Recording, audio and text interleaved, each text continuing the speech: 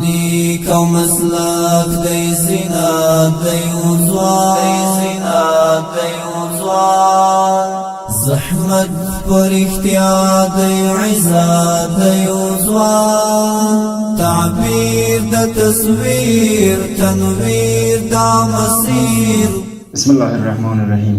د سلام په وړاندې کولو سره د تخنیکی او مسلکي زده کړو ملي ادارې د ماښام 9 بجو خبري ټولګي ته راغلاست. نن دوشنبه د 1403 لمریز کال د چنګاښ میاشتې 4مه نیټه. په سر کې د خبرونو سرټکی. د خوست د تخنیکی او مسلکي آمریت او کابل سنټر ترمنځ د همکارۍ تفاهم لیک لاسلیک شو. د چک کثیر الرشدوي انسټیټیوټ د برېښنایي سیستم فعالیدل مسؤلین وایي د چک کثیر الرشدوي انسټیټیوټ برېښنایي سیستم یې فعال کړی. د څارنې او ارزونې ریاست مسلکي غړو لپاره د ظرفیت لوړونې سیمینار جوړ شو. د انرژۍ او اوبو انسټیټیوټ محصلینو د علمي سفر په ترڅ کې د جبل سراج برېښنایي فابریکې څخه لیدنه وکړه او د نجراب کثیر الرشدوي انسټیټیوټ زده کوونکو ته د سب سټیشن په اړه روزنه ورکړل شوه. زه مرتضی احمد یم. د خبرونو پایله.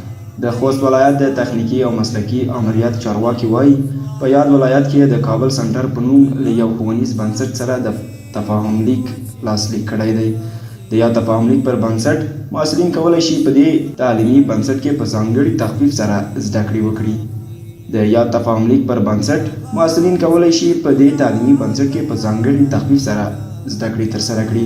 دا په داسې حال کې ده چې د تخنیکی او مسلکي زده کړو ادارې مشرتابه هڅه کوي چې له بنسټونو سره د ګډو همکاریو تفاهم لیکونو په لاسلیک کولو سره د تخنیکی او مسلکي زده کړو د مرکزونو د زده کوونکو لپاره د پرمخ تللو زده کړو زمینه برابره کړي. د میدان وردګو ولایت د تخنیکی او مسلکي زده کړو امریت مسؤلین وایي چې د میدان وردګو ولایت د چک کثیر الرشدوي انسټیټیوټ برېښنایي سیستم یې فعال کړی. د نوموړو په وینا دغه پروګرام د کمپیوټر په څانګه کې د روزنیز سیستم د پیاوړتیا په موخه جوړ شوی او محصلین هم د میدان وردګو تخنیکی او مسلکي آمریت له دې اقدام څخه خوښ دي. د یادولو وړ ده چې د چک کثیر الرشدوي انسټیټیوټ د لمریز برېښنایي سیستم د فعالولو لپاره 15 تختې سولرونه کارول شوي دي. د تخنیکی او مسلکي زده کړو ملي ادارې د څارنې او ارزونې ریاست د مسلکي غړو لپاره د ظرفیت لوړونې سیمینار د یادې ادارې د ښوونکو د روزنې او نصاب ریاست لخوا جوړ شو. دغه پروګرام چې 3 ورځې لپاره دوام لري د څارنې او ارزونې ریاست 26 مسلکي غړو پکې ګډون کړی. د نصاب او ښوونکو د روزنې د ریاست مسؤلینو په وینا دغه پروګرام له پیلولو څخه یې موخه د ازموینو د اخیستو او د درجه بندۍ د څرنګوالي په برخه کې د څارنې او ارزونې ریاست د مسلکي غړو د ظرفیت لوړول دي.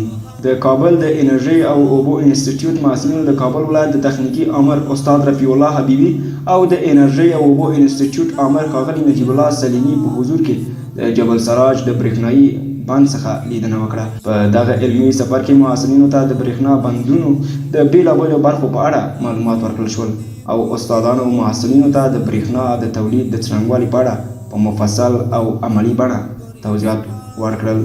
استاد رفیع الله حبیبي وایي بیلابیلو ساحاتو ته د محصلینو علمي سفرونه د دوی د زده کړې لپاره ډېر ګټور دي. محصلینو هم د برېښنایي بندونو ته د علمي سفرونو څخه خوښي څرګنده کړه او له مسؤلینو څخه یې وغوښتل چې د دا ډول سفرونو زمینه د دوی لپاره مساعده کړي. او د کاپیسا ولایت د نجراب کثیر الرشدوي انسټیټیوټ د الکتروتخنیک څانګې د 12م ټولګي زده کوونکو ته د سب سټیشن او د هغه د اجزاو په اړه عملي زده کړه ورکړل شوه. لارښود استاد د درس په جریان کې نوموړو ته د سب سټیشن او د سب سټیشن د اجزاو په اړه مفصل توضیحات ورکړل او د زده کوونکو پوښتنو ته یې ځوابونه وویل. د تخنیکی او مسلکي زده کړو په مرکزونو کې زیاتره زده کړې عملي وي. له همدې امله د تخنیکی او مسلکي زده کړو د مرکزونو فارغان له فراغت وروسته په مستقیم ډول د کار بازار ته جذبېږي.